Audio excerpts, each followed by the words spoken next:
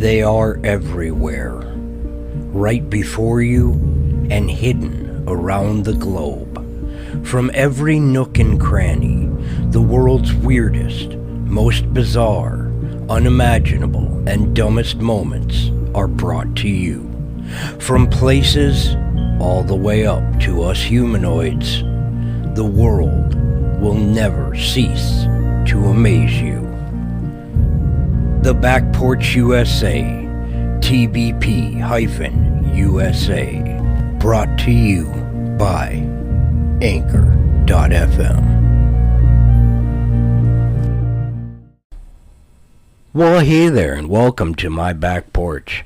The Back Porch USA, TBP-USA, where the weird, bizarre, unimaginable, and the dumbest moments are what's up. So, grab yourself a glass of lemonade and kick off your shoes for a bit while I tell you what's going on. We had our dryer fixed recently, and it's been a long journey. We've been 2 weeks without a dryer. First, the guy came over and looked at it, and he says, oh, well, I gotta come back and fix it a different day. I don't have the part with me, and so he left. Well, the following week, we had a giant storm, snowstorm, blizzard, ice storm, cold weather, shut down the whole goddamn city of Dallas on just the word storm. And that's another story for another day. But this guy, finally, he was supposed to come over yesterday to fix it. 2 weeks after he was supposed to fix it originally. Never shows up. So then he finally shows up today. And I'm keeping an eye on him. I'm not stupid. I'm watching what he's doing, and yeah, okay. So he puts in the pieces that he needs, the parts that he got, and he goes to put the dryer back together, and he sat there looking at it like he was stupid. Stupid, folks. And I don't call people stupid lightly. He actually, a trained professional, had to look up on YouTube how to put our dryer back together. A trained professional. I caught him red-handed looking up how to put the dryer back together because he had no clue. And then on top of it, at the end, he's sitting there saying, oh, your dryer vent is too short. It won't connect. Well, I know for a damn fact that that dryer vent ain't too short. I'm the one who put it in. No, folks, it wasn't my dryer vent that screwed up the dryer. But he couldn't figure it out. No, it's too short. No, it's too short. I said, excuse me. And I went around the dryer, and I got down there, and I cleaned everything up, made sure it was clean, made sure everything was tight on one end. And he goes, no, I need the other end. I need the other end. And I'm like, no, I'm making sure this is tight first because you pulled on it. So I pull on it. Yeah, it's loose like I figured. So I tightened it up and I pulled it out. I stretched it out. And the guy was dumbfounded that this dryer vent stretched out. It takes all kinds to run the world, folks. It takes all kinds to run the world. He did his job of repairing the dryer. And apparently it was my job to put the dryer back into place. So I'm sitting there behind the dryer, and I'm like, push the dryer backwards. He's like, no, you're behind it. I said, push the dryer backwards. Okay. So he pushes it back about a quarter of an inch. I says, no, push it backwards. I need to line this up. So he finally pushed it backwards, and I got it on there. And he's sitting there trying to reach back there, trying to help me. I'm just like, no, I got this. And I tightened everything down. I said, keep pushing. And he's like, what? And I said, keep pushing. And he kept pushing the dryer backwards. And finally, I got it to the point where it was nice and secure. And I hopped up over that dryer. And he's like, what?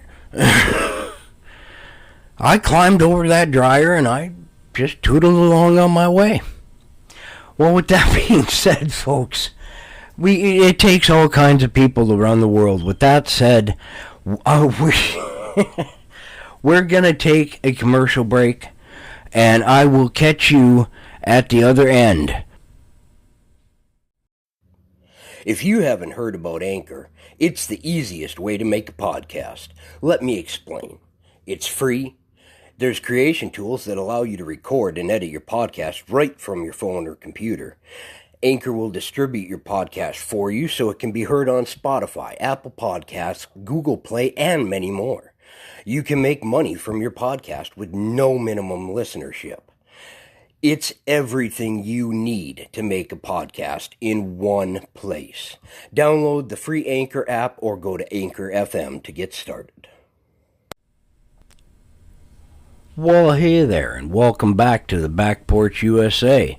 I'm Luke Eller, your satirical humorist host, and this segment is brought to you by the sponsors of the Back Porch USA Productions.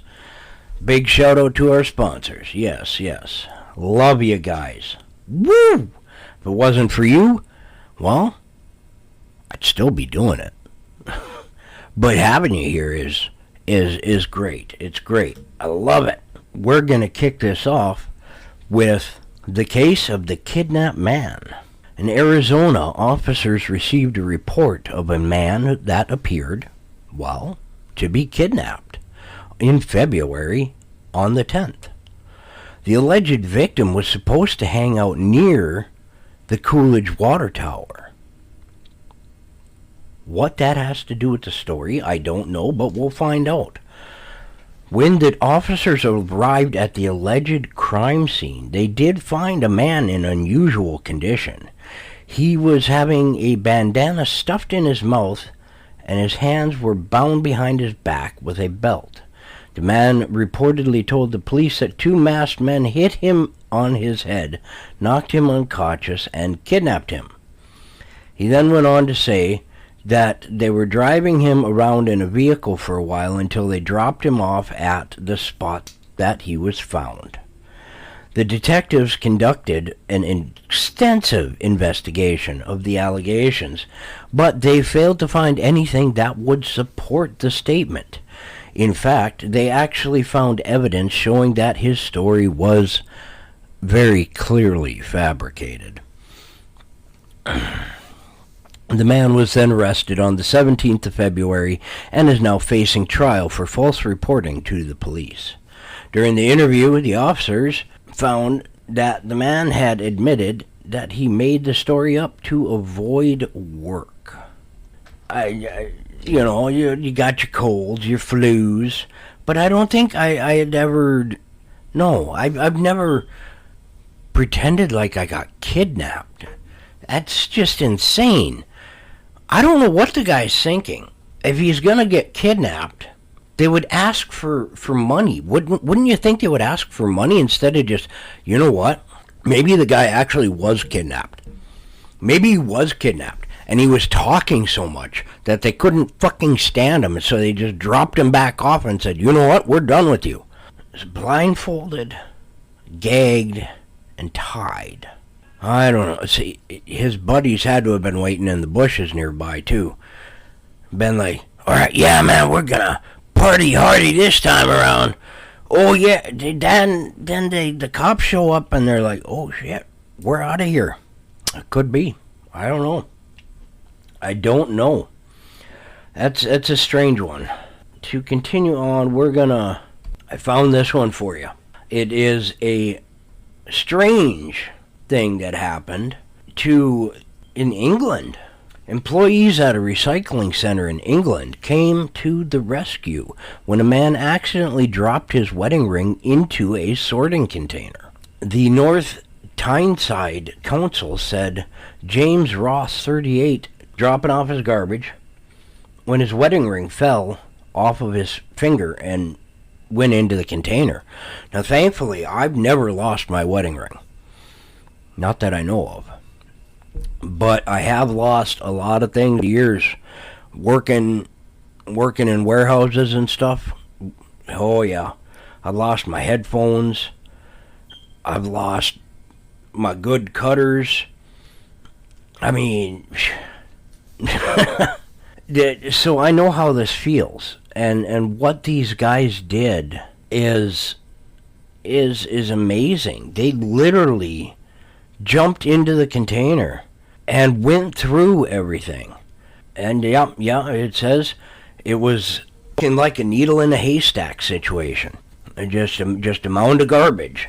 But in the end, caked with rubbish and grime, they found it and got it back to them. It is the staff, or it says it's the man says that the staff are lifesavers and that they went beyond the call of duty and that it is nice and that they were nice and polite as can be. Well, here's the problem with this story is I know it's over in England, and again, these are people that do things differently than us here in America. But it is extremely dangerous to hop into sorting bins or of any sort to dig through them, because you could become stuck in them. You could get yourself cut. There are various injuries that could happen. Or, especially, don't be that dummy that jumps into the trash compactor looking for something. No, don't do that. It's stupid. What they did was very, very nice and very heartwarming, that he got his ring back. A ring is replaceable. A man's life is not.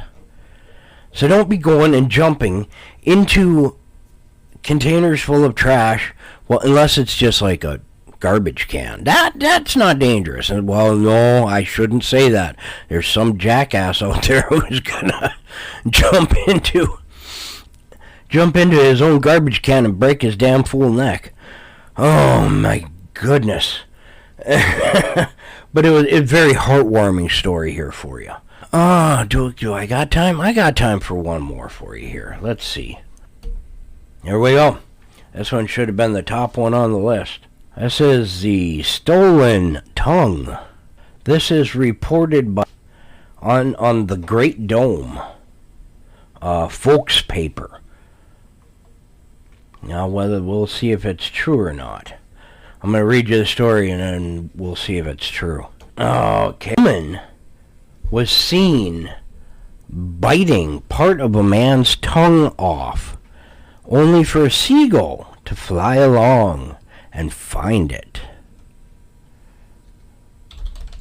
Woman bites off.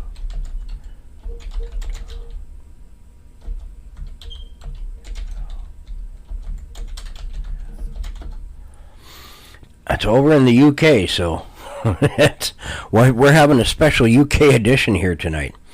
27-year-old Bethany Ryan got into an argument with one James McKenzie, resulting in him getting seriously injured as she bit his tongue. However, McKenzie was horrified when he observed that his tongue had then been picked up by a seagull, and the seagull was swallowing it and flying away with it. It said that the two were strangers, got into a brawl over in the Leith Walk Street area in Edinburgh, Scotland. Mr. Mackenzie had been approached by Mrs. Ryan with clenched fists, and that is when she, oddly enough, pushed him and then began kissing him. She kissed him on the lips and then bit through his tongue, and which caused a piece to be removed. At which time Mackenzie walked off and spat it out, and that's when the seagull came along and just picked it up and flew away with it. They couldn't undergo surgery to repair it. They just had to sew it shut. They never got the tongue back. Oh my God. I told you I bring bizarre shit to the table here. I find it, and when I find it, and this is it. This is why you don't trust women, honey.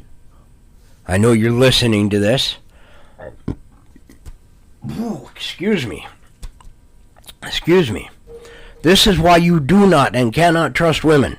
It's part of the animal conspiracy too. Women are part of the animal conspiracy because this woman obviously didn't like him. He pissed her off something fierce, and Seagull just happened to be by there, going, "Yo, dog, give me something to eat. Give me that shit to eat." And he sees that tongue, and he, oh, that's like a feast and a half right there.